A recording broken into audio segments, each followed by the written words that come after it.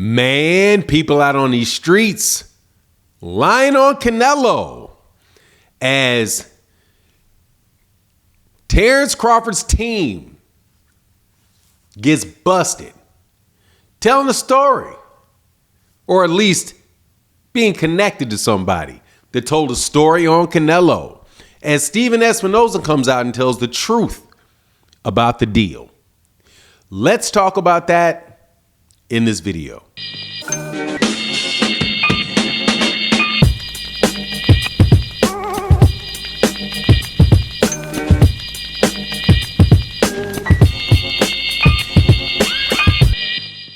All right, welcome back to the channel. It's your boy Fanon, and in this video, we're going to be in the 168-pound division where liar pants on fire.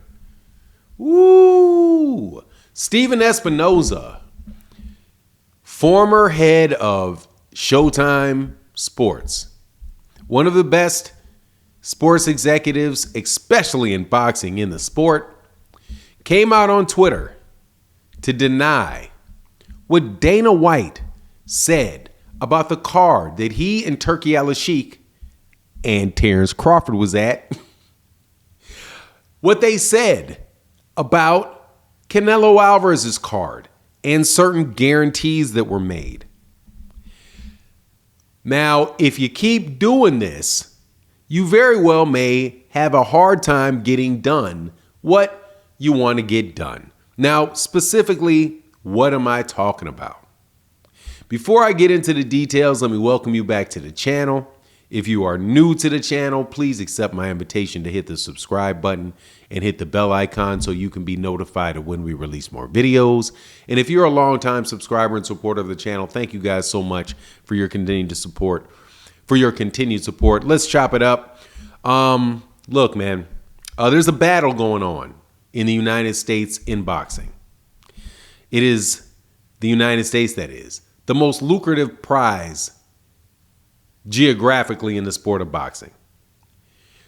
So what you see is many promoters and organizations trying to come to the United States, but you very rarely see promoters from the United States really trying to go full throttle on events held outside the United States. Well, Turki Al-Sheikh is one of the guys that are going to come on over here along with Matchroom and DAZN to try to take over American boxing. So they partnered to compete with the PBC and Canelo Alvarez card that took place this Sunday. Unfortunately for Turki Al-Sheikh's partner, Dana White, it was widely reported that they were losing a lot of money.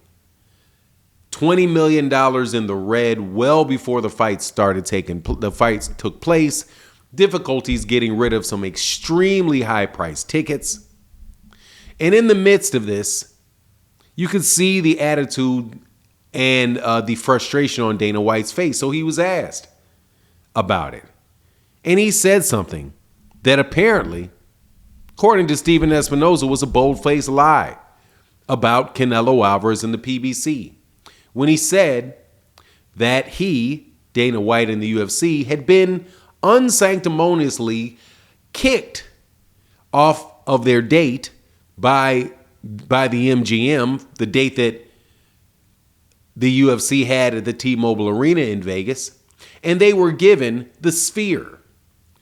And in the midst of describing this, Dana White said that the gate was guaranteed for Canelo Alvarez, unlike their gate, which was not guaranteed. That their gate was going to be legit, and by implication, that the gate of the PBC is not going to be legit. Because again, there's a guarantee. So they have nothing to lose. They're footing the bill. They're putting up all the money. Well, Stephen Espinoza says that's not true, Dana. There was no guarantee. We don't know what you're talking about. We just sold the tickets. That's it. What guarantee? It's Canelo. We're not worried about you. We're not worried about you. We went straight to the MGM. They said, okay, you want to put this on for Canelo? No worries. We'll give you the date. See you later, Dana. And then, hey, Dana, go take the Sphere at the cost of tremendous amount of money to you. And then they just let Canelo put on his fight. Now, if you saw the fight, and I have to tell you, it was an entertaining fight card, you will have noticed that they announced the attendance being 21,000 at the T-Mobile Arena. I did see the price. I saw the ticket prices. The ticket prices were the usual ticket prices.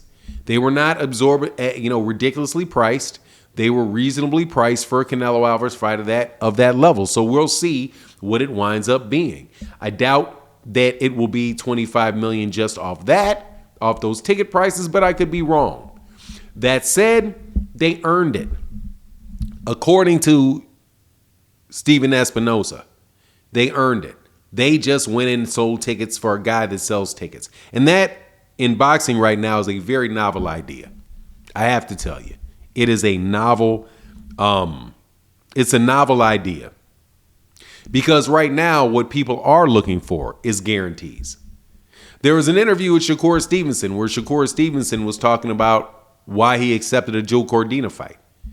And he was asked about how much money he was making against Bob Arum in the case when he fought with Bob Arum, and now that he's fighting over with Matchroom. And he said he's getting more money with Matchroom. Now, those fights, however, that he fights on are going to be at, if you put him on the United States, to get paid as much money as Shakur is saying he's getting paid, is going to be at a loss. Same way Devin was getting paid a lot of money on fights that were making a loss. And Terence Crawford is making a lot of money off fights that are making losses. That is good for the individual fighter, but I'm telling you, it's really not good for boxing. Because you're going to have set expectations of people's money and what things are worth that are going to be completely out of source with reality if the one person that is jacking them prices up disappear. But at the end of the day, it's also not going to make it easier to make the fight with Terence Crawford.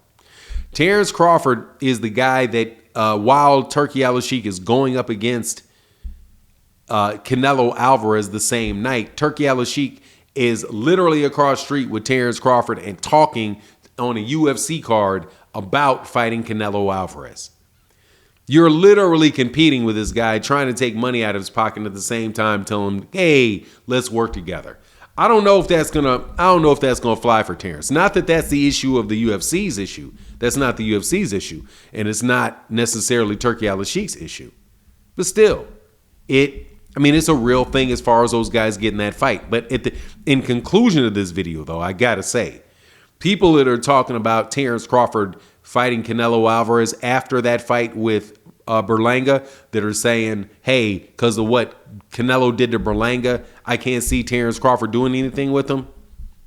Look, man, I got to co-sign with Canelo. I got to co-sign Terence Crawford on this one. Man, Terence Crawford ain't Edgar Berlanga.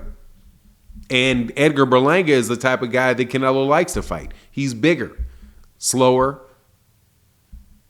Canelo less experienced. Canelo can time him. That's not necessarily going to be the case with Terence Crawford. But at the same time, Terence Crawford actually has to get the fight. So the people that he's working with, telling stories on the people he's trying to work with, who he's trying to Canelo works with, it's not necessarily the best look. But anyway, that's my take on the matter. Please let me know what you think in the comment section. And with that, I'm out. Deuces.